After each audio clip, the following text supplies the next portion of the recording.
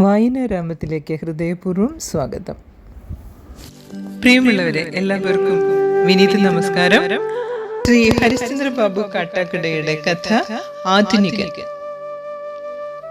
ആരവങ്ങളുടെ ലോകത്തു നിന്നും അപ്രതീക്ഷിതമായി അയാൾ ആ ഏകാന്തതയിലേക്ക് ഇറങ്ങി വന്നു. ചക്രവാളത്തിൽ ഒറ്റപ്പെട്ടു നിൽക്കുന്ന ഒരു കുന്നിന്റെ മൗനം, അരികിൽ ജലരേഖകൾ മാഞ്ഞുപോയ പുഴയുടെ മിനുത്ത കല്ലുകൾ, കാലം കവർന്നെടുത്തൊരു പുരാതന ക്ഷേത്രത്തിന്റെ ജീർണിച്ച ഭിത്തികൾ, എല്ലാം അയാളുടെ ചിന്തകൾക്ക് സാക്ഷിയായി. അയാളുടെ മനസ്സിൽ എന്തോ കനൽ നീറി. ചില ഉത്തരങ്ങൾ തേടിയുള്ള യാത്രയുടെ ക്ലേശങ്ങൾ. ഒരു കാലത്ത് കളവ് പറയുക എന്നത് അയാളുടെ ജീവിതചര്യയിലെ ഒഴിച്ചുകൂടാനാവാത്ത ശീലമായിരുന്നു. എന്നാൽ കാലപ്രവാഹത്തിൽ അയാൾ അറിവിന്റെയും ആത്മബോധത്തിന്റെയും തീരമടങ്ങി. അതോടെ കള്ളം കൊണ്ട് കെട്ടിപ്പൊക്കിയ പെട്ടെന്നുള്ള വിജയങ്ങൾ ചീട്ടുകൊട്ടാരം പോലെ തകർന്നു വീണു. പിന്നീട് സാവധാനത്തിൽ സ്ഥിരമായ വിജയങ്ങൾ അയാളെ തേടിയെത്തി. അപ്പോഴാണ് അയാൾക്ക് ആ സത്യം തിരിച്ചറിഞ്ഞത്. കളവിന്റെ കറപുരണ്ട മിന്നൽ വിജയങ്ങളെക്കാൾ എത്രയോ മഹത്തരമാണ് സത്യസന്ധതയുടെ തണുത്ത മണ്ണിൽ വേരുറയ്ക്കുന്ന കാലം തെളിയിച്ച നേട്ടങ്ങൾ. അതിൽ പാപത്തിന്റെയോ വഞ്ചനയുടെയോ ചതിയുടെയോ കറയില്ല. അത്ഭുതമെന്ന് പറയട്ടെ, ആ ദുശീലം അയാളിൽ നിന്ന് വേറിട്ടു പോയത് പെട്ടെന്നോ സാവധാനത്തിലോ എന്ന് തിരിച്ചറിയാനാവാത്ത വിധമായിരുന്നു. അതോടെ മറ്റൊരാൾ കളവ് പറയുന്നത് അയാൾക്ക് അസഹനീയമായി മാറി. കളവിന്റെ ഗണിതശാസ്ത്രം അയാൾക്ക് മനഃപ്പാഠമായിരുന്നു. ഒരു നുണ എവിടെ തുടങ്ങുന്നു, എവിടെ അവസാനിക്കുന്നു എന്നതിനെ കുറിച്ച് അയാൾക്ക് വ്യക്തമായ ധാരണയുണ്ടായിരുന്നു. കളവ് മനസ്സിലാക്കിയിട്ടും നിശബ്ദനായി നിൽക്കേണ്ടി വരുമ്പോൾ അതിൽ വിജയിച്ചവന്റെ അഹങ്കാരവും പരിഹാസവും അയാളിൽ തീവ്രമായ ക്രോധം ജ്വലിപ്പിച്ചു. ആ ദേഷ്യം കത്തിപ്പടർന്ന ആ സൗഹൃദ ബന്ധത്തിന്റെ അന്ത്യം തീർച്ചയായിരുന്നു. പിന്നീട് അയാൾക്ക് മനസ്സിലായി, ക്രോധം കള്ളത്തേക്കാൾ വലിയൊരു വിപത്താണ്. അതൊരു തരം മാനസിക ഭ്രാന്തിന് തുല്യമാണ്. തന്റെ ഉള്ളിലെ ഈ ഭ്രാന്തിനെ എങ്ങനെ മെരുക്കും എന്നായി പിന്നീടുള്ള അന്വേഷണം. ആ ചോദ്യത്തിനും അയാളൊരു ഉത്തരം കണ്ടെത്തി. ദേഷ്യത്തെ സ്വയം ചികിത്സിക്കുക, സ്വയം ഒരു ശാന്ത സമുദ്രമായി മാറുക. കാരണം മറ്റുള്ളവരുടെ ക്രോധത്തെ നിയന്ത്രിക്കാൻ അയാൾക്ക് കഴിഞ്ഞിരുന്നില്ലല്ലോ. പരിഹാസത്തിന്റെ അമ്പുകൾ അയാൾ ഏറ്റുവാങ്ങി, തീക്ഷ്ണമായ നോട്ടങ്ങളെയും വാക്കുകളെയും സഹിച്ചു. എങ്കിലും ആ സമയങ്ങളിലും അയാളുടെ മനസ്സ് മറ്റൊരാളുടെ കുറ്റങ്ങളിലൂടെയും കളവുകളിലൂടെയും ഭാവനയുടെ ലോകത്തിലൂടെ സഞ്ചരിച്ചുകൊണ്ടിരുന്നു.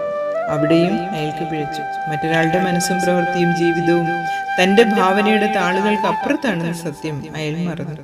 അത് അയാളെ ഉള്ളിൽ നിന്ന് തകർക്കുന്നുണ്ടായിരുന്നു. പക്ഷേ അയാൾ അതറിഞ്ഞില്ല. മനുഷ്യ മനസ്സ് പിടികിട്ടാത്ത ഒരു അനന്ത നീലിമയല്ലേ.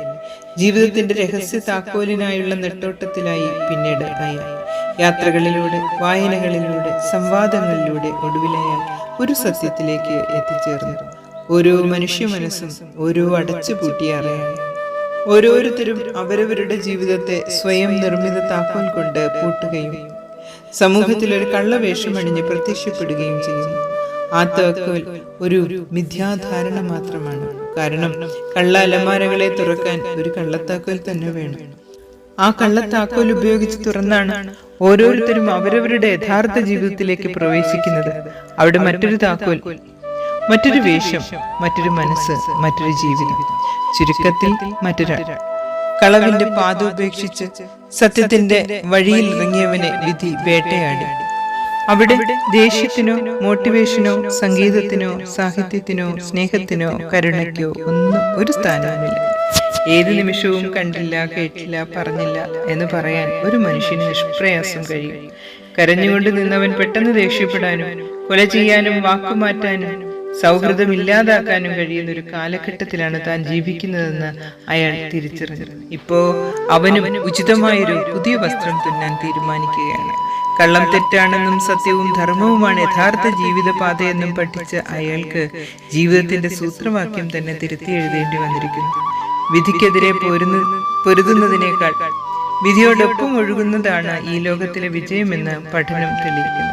അപ്പോഴാണ് ഒരു യുവാവ് കുറച്ച് വസ്ത്രങ്ങളുമായി അവിടേക്ക് എത്തിയത്. സർ, ഇത് ഈ കാലഘട്ടത്തിന്റെ പ്രതിച്ഛായകളാണ്. സാറിനും ഇത് നന്നായി ചേരും.